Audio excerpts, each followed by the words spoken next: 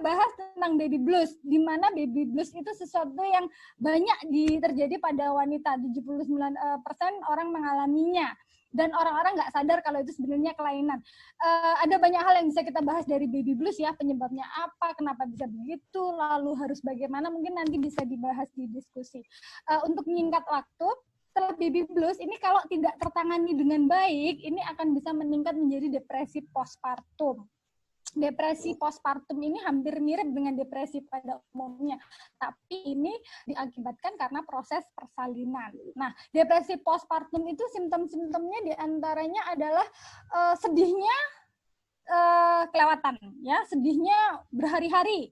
Kemudian biasanya sudah mulai mengurung diri, menarik diri dari sosial. Kemudian kalau tadi baby blues paling dia hanya takut tidak bisa merawat bayinya dengan baik. Nah, kalau depresi postpartum biasanya tandanya dia sampai sudah nggak mau menyentuh bayinya. Kemudian sampai muncul pikiran-pikiran buruk. Misalkan saya ingin menyakiti diri sendiri atau pikiran-pikiran malah untuk menyakiti bayinya. Itu depresi postpartum. Kalau ini kasusnya sudah lebih parah daripada baby blues. Ini biasanya sudah butuh pertolongan psikolog, butuh antidepresan, mungkin dari psikiater dan lain sebagainya. Nah, kalau ini tidak tertangani lagi, yang paling buruk adalah bisa terjadi yang namanya postpartum psikosis. Mungkin saya nggak perlu menjelaskan ke teman-teman ya psikosis itu apa, tapi mungkin yang perlu diketahui bahwa proses persalinan itu tadi dengan banyak faktor itu bisa menyebabkan postpartum psikosis. Nah, postpartum psikosis ini tanda yang paling mudah dikenali adalah yang bersangkutan tidak bisa membedakan mana yang nyata dan mana yang itu hanya dalam pikirannya, hanya delusi-delusi saja. Nah, biasanya orang-orang seperti ini sudah mengalami halusinasi. Halusinasi macam-macam ya, bisa audio, bisa penglihatan, dan lain sebagainya. Ya, biasanya mulai muncul bisikan-bisikan, kamu bunuh saja bayimu, dan lain sebagainya. Kalau membahas tentang postpartum psikosis, teman-teman mungkin ada yang pernah baca kasusnya Andrea ya. Andrea kasusnya luar biasa fenomenal, sampai diangkat di novel. Kalau nggak salah di Amerika atau di mana itu, Andrea yang itu dia siapa? punya Andrea Gates, nanti searching aja ya.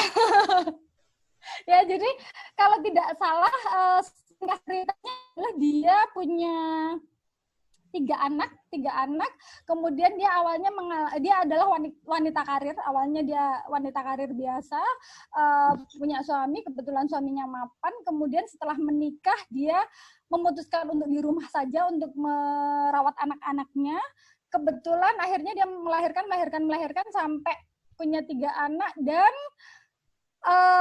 dalam jarak yang relatif singkat. Jadi anak-anaknya masih kecil-kecil. Nah, sayangnya si suami ini tidak paham kebutuhan istri. Ya, jadi yang ada di pikiran suami bahwa kebutuhan anak ya mungkin hanya masalah materi saja. Nah, kebetulan si Andra juga tidak punya asisten rumah tangga. Jadi yang awalnya dia baby blues, tanggung jawab untuk merawat anak dan lain sebagainya sendirian, tidak tertangani, meningkat menjadi depresi postpartum, tidak tertangani lagi, akhirnya dia menjadi postpartum psikosis. Sampai akhirnya kepikiran, dia halusinasi, dia berpikir bahwa saya bukan ibu yang baik nih, saya bukan ibu yang baik. Saya harus mencari cara gimana caranya saya bisa menjadi ibu yang baik. Nah, kemudian dia berpikir bahwa cara untuk menyelamatkan anak-anaknya, membuat anaknya bahagia adalah dengan cara membunuhnya. Akhirnya satu persatu anaknya dibawa ke bathtub, ditenggelamkan sama si Andrea. Kemudian dia bawa lagi, taruh di kasur, berikutnya anak kedua, anak ketiga. Akhirnya tiga anaknya dia bunuh dengan cara menenggelamkan di bathtub gitu. Ya, jadi dia berpikir bahwa itu cara terbaik untuk bisa membahagiakan anak-anaknya karena dia merasa dia bukan ibu yang baik gitu. Secara umum itu contoh postpartum psikosis dan itu benar-benar terjadi, real terjadi. Mungkin kalau kita lihat jurnal-jurnal di Indonesia juga ada banyak. Mungkin sekian ya teman-teman, itu dulu yang bisa saya sampaikan, nanti kita bisa bahas yang lain di diskusi. Terima kasih. Oke, terima kasih Kiki. Itu dia membahas tentang bukunya. Aku sudah beli loh. Yeay. Silahkan bagi yang mungkin membutuhkan. Bisa langsung ke Kiki. Ini masih baru banget, masih anget banget. Jadi Kiki baru nyetak berapa, Ki? As from Jahun 30. Baru nyetak 30. Oke ya. Ini si Jenny udah ada pertanyaan tuh, Ki. Bisa lihat nggak? Dar.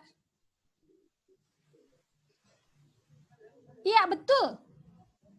Andrea Yates. Ya, oke. Pertanyaannya Jenny tuh dibales. Oh, belum tak baca.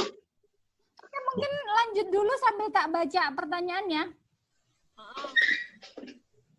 Uni, Oke. Uni kan juga di keperawatan ya, atau kebidanan keperawatan ya, Uni? Iya. Ada tanggapan? Wah, cocok nih, Uni. Mungkin pernah membicarakan kasus ini di kelas. Monggo, silahkan. Kalau di keperawatan itu kan kita ada banyak spesialisasi ya. Nah, kalau yang Kiki bahas sekarang ini itu spesialisasi keperawatan maternitas, keperawatan kebidanan ya. Jadi kalau aku nggak ini langsung, nggak terlibat langsung. Tapi departemen aku namanya Departemen Keperawatan Keluarga. Nah, kita juga sering atau pernah lah ya ketemu dengan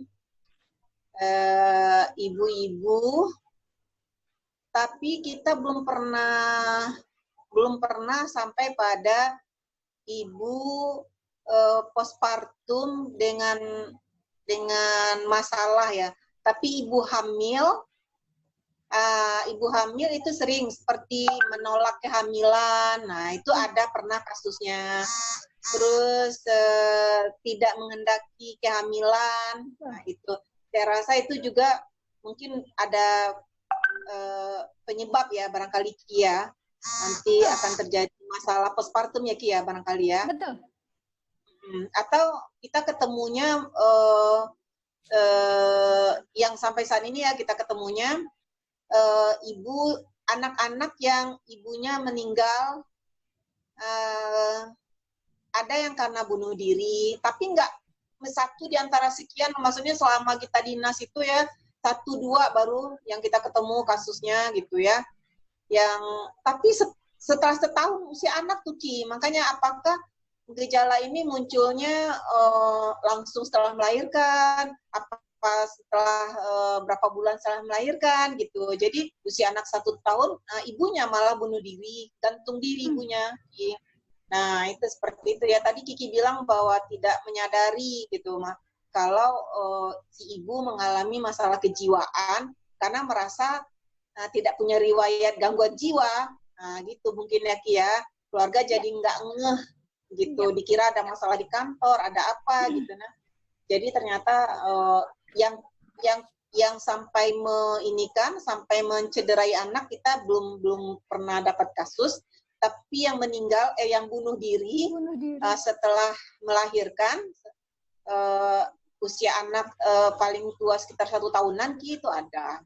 Nah gitu, seperti itu mungkin.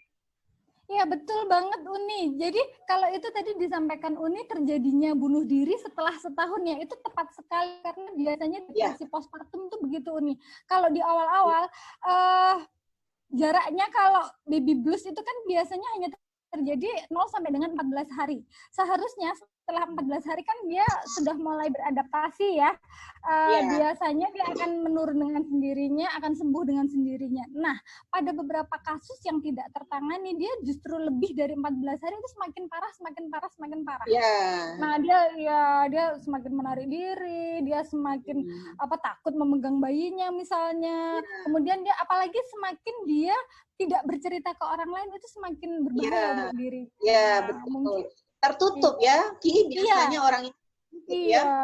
Dan itu jauh lebih berbahaya. Tahu-tahu keluarga nggak tahu ada apa-apa, tiba-tiba setelah setahun dia bunuh diri. Nah itu akumulasi ya. Sampai akhirnya itu kenapa sampai dia bunuh diri kan akhirnya perasaan-perasaan yang menumpuk itu akhirnya dia muncul pikiran negatif kan. Ya, kalau nggak menyakiti diri sendiri, ya dia menyakiti bayinya atau orang lain seperti itu. Betul sekali itu depresi postpartum.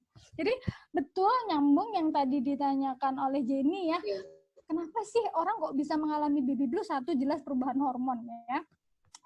hormon yang terjadi pada saat kehamilan, kemudian menurun drastis pada saat persalinan. Yang kedua adalah faktor kelelahan. Orang melahirkan itu kan lelahnya luar biasa. Jangankan melahirkan ya, kalau misalkan kita olahraga overdosis, orang nggak pernah olahraga sama sekali olahraga kan luar biasa rasanya kan ya, kayak orang dikebukin. Nah, itu orang melahirkan seperti itu. Yang ketiga, perubahan rutinitas. Kalau hamil sih enak-enak aja ya, maksudnya relatif mudah untuk kita adaptasi. Tapi kalau yang namanya sudah melahirkan, biasanya jam bayi kan berbeda ya dengan jam manusia dewasa pada umumnya ya. Sebagian bayi ada yang pagi jadi malam, malam jadi pagi. Artinya dia justru tidur pagi sampai sore, nanti giliran malam sampai pagi dia terjaga. Nah, itu siklus itu akan sangat mempengaruhi ibu. Itu akan sangat berpengaruh, apalagi kalau sampai dia nggak punya asisten, maksudnya nggak ada orang yang membantu, dia tinggal sendirian, suaminya bekerja, itu akan diperburuk dengan budaya di Indonesia. Di Indonesia tahu sendiri ya, kalau ada orang lahiran, berbondong-bondong, kemudian bertamu, dan lain sebagainya. Bayangkan, sudah badannya sudah lelah luar biasa, kalau semalaman ibu begadang, seharusnya ketika pagi sampai dengan sore bayinya tidur, dia harus melayani tamu. Dia harus mengerjakan pekerjaan rumah tangga, dia harus nyuci dan lain sebagainya. Nah, itu jadi secara fisik sudah remuk redam, lelah sekali, secara psikologis, secara tadi hormon ada perubahan yang drastis, kemudian tadi secara psikologis, kalau ini sampai nggak ada dukungan dari suami atau keluarga, nah biasanya rentan sekali terjadi baby blues. Ya. Karena kadang-kadang para suami taunya ngasih duit, taunya tercukupi secara materi. Kemudian ada juga para suami yang berpikir bahwa mengurus anak itu adalah pekerjaan wanita. Ya, jadi beberapa suami yang berpikir bahwa urusan ganti pampers, kemudian bikin susu, tidak disarankan ya bikin susu, ganti pampers, nyuci baju, apa segala macam itu adalah pekerjaan wanita. Nah, itu keliru sekali. Biasanya sudah badannya lelah sekali, psikologisnya terganggu, perubahan hormon yang drastis ditambah kurang dukungan biasanya akan sangat rentan terjadi baby blues. Kalau itu tidak tertangani, itu harusnya ya selama 14 hari itu tertangani dengan baik. Artinya mungkin dia bisa curhat, mungkin dia bisa mencari dukungan, mungkin dia bisa mau minta pertolongan misalkan dengan bidan atau dengan temannya atau dengan suami dan lain sebagainya. Kalau 14 hari kok semakin memburuk, ini dikhawatirkan terjadi depresi postpartum.